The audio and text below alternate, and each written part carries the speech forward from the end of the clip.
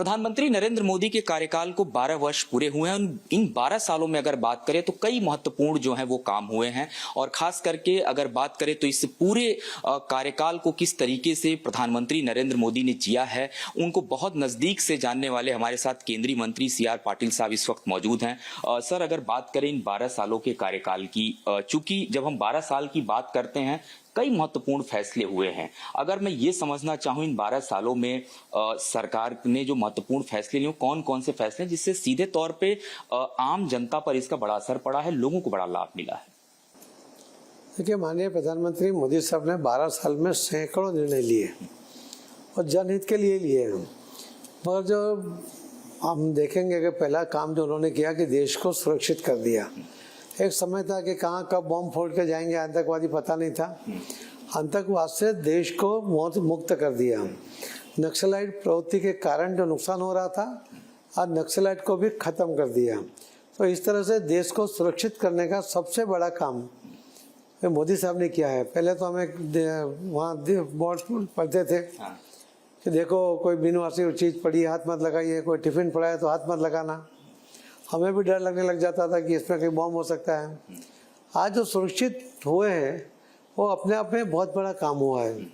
सब महिलाओं के लिए, युवाओं के लिए, सीनियर सिटीजन के लिए, सभी समाज के लिए उन्होंने अलग अलग सेक्टर में उसके लिए योजना बनाई और उनके लिए काम किया। आप देखेंगे कि महिलाओं के लिए जो सोच के लिए उनको बाहर जाना पड़ता था, रात के समय में ही जाना पड़ता था, उसके कारण उनका सिक्योरिटी का भी प्रॉब्लम आ रहा था। आज उन्होंने 12 करोड़ टॉयलेट देश में बनाकर महिलाओं को भी सुरक्षित कर दिया। सोच के लिए बाहर जाने की जो आदत थी, वैसे 60 करोड़ लोगों को उन्होंने उनकी आदत बदल दी। अपने आप में बहुत बड़ा काम उसके अंदर भी हुआ। नल से जल, पहले महिलाएं 9 करोड़ महिलाएं दूर दरार तक पानी के लिए जाती थी।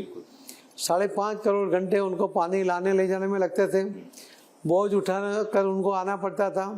आज उनमें से उनको मुक्त कर दिया और सही मायने में ये जो नल से जल द्वारा अच्छा पानी क्वालिटी के साथ, क्वांटिटी के साथ उन्होंने सब घर में देने की योजना बनाई। 16 करोड़ घरों में पानी दिया, 3 करोड़ घरों में और देना बाकी है। वो भी 28 दिसंबर तक हम उसको भी पूरा करने जा रहे हैं। आप लोगों ने उसकी डेडलाइन बना रखी? जी, आपने देखा होगा कि महिलाएं लकड़ी पर रोटी बनाती थी, रसोई करती थी। उसमें जो धुआं होता था उसके फेफड़े में जाता था। उसका बच्चा अगर छोटा है, वो भी अगर रूम में है, घर में है, तो उसके भी फेफड़े बचपन से ही वो कमज़ोर हो जाते थे। आज मोदी साहब ने सबको गैस का कनेक्शन देते हुए महिलाओं को ये धूम्र से उनको मुक्त कर दिया। ये भी अपने आप में बहुत बड़ा काम हुआ।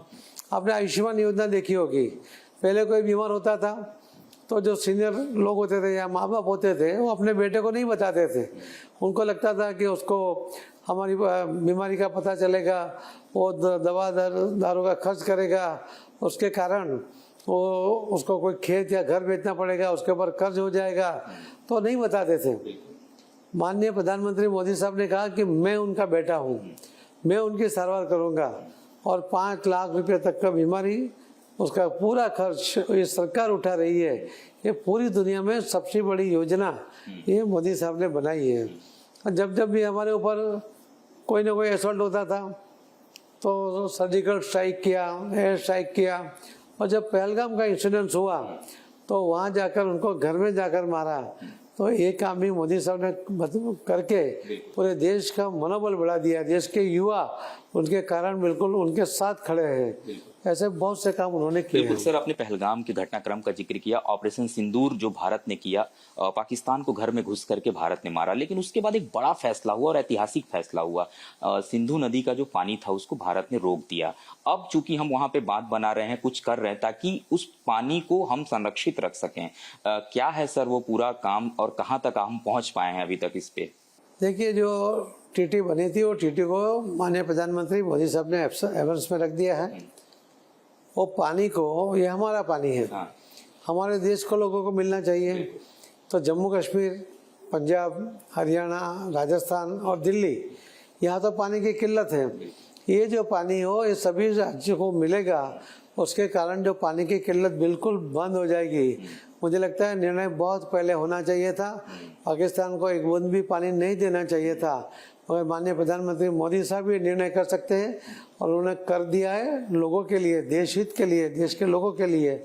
ये बहुत बड़ा निर्णय है, बहुत अच्छा निर्णय है। यमुना की हम बात करें, क्योंकि हम राजधानी दिल्ली में बैठे हुए हैं, हमने देखा है कि सरकार दिल्ली में 27 साल बाद सत्ता में बीजेपी की वापसी हुई और सबसे पहली मीटिंग में ही ये निर्णय हुआ, जो कैबिनेट हुआ, कि यमुना की सफाई करेंगे, सुंदरीकरण करेंगे। आप लोग लगातार बैठक कर रहे हैं सर, दिल्ली की मुख्यमंत्री होती है, अमित शाह होते हैं वहां पे।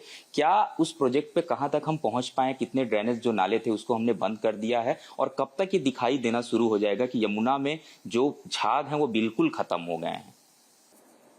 देखिए, माननीय प्रधानमंत्री मोदी साहब ने दिल्ली के लोगों को प्रॉमिस किया है कि मैं यमुना को शुद्ध कर दूंगा। माननीय प्रधानमंत्री मोदी साहब के निर्देश के कारण श्री अमित भाई शाह साहब उसको हर 15-20 दिन में मीटिंग कर रहे हैं, हमें गाइड कर रहे हैं, हमें निर्देश दे रहे हैं। हमारे पल्ले जो उन्होंने काम दिए थे, उन्होंने करीब करीब हमने वो काम शुरू कर दिया है। राज्य सरकार को भी जो उन्होंने काम दिए थे वो भी उन्होंने काम शुरू कर दिए हैं। हरियाणा सरकार को भी इसके अंदर काम दिया है, वो भी अपना काम कर रहा है। मुझे लगता है कि माननीय श्री अमित भाई शाह साहब ने और श्री प्रधानमंत्री मोदी साहब ने जो टारगेट लिया है, तो ऐसा लगता है कि जनवरी 2028 तक उसको शुद्ध करना है। 2-3 महीने आगे पीछे हो सकते हैं, मगर एक डेडलाइन तय करके माननीय श्री अमित भाई शाह साहब चल रहे हैं और उसी तरह काम भी हो रहा है। तो मुझे लगता है जरूर 28 जनवरी तक में यमुना शुद्ध हो जाएगी। चूंकि 12 साल हुए हैं, अगर मैं बात करूं आपसे प्रधानमंत्री नरेंद्र मोदी की कुछ ऐसी बातें जो हमेशा अक्सर आप उसको याद करते हैं और खास करके देखें उसका अनुसरण भी बहुत लोग करते हैं, आप लोग बैठक में होते हैं, तो क्या कभी कोई आइडिया ऐसा आपने मोदी जी को दिया और उस पर इम्प्लीमेंट हुआ?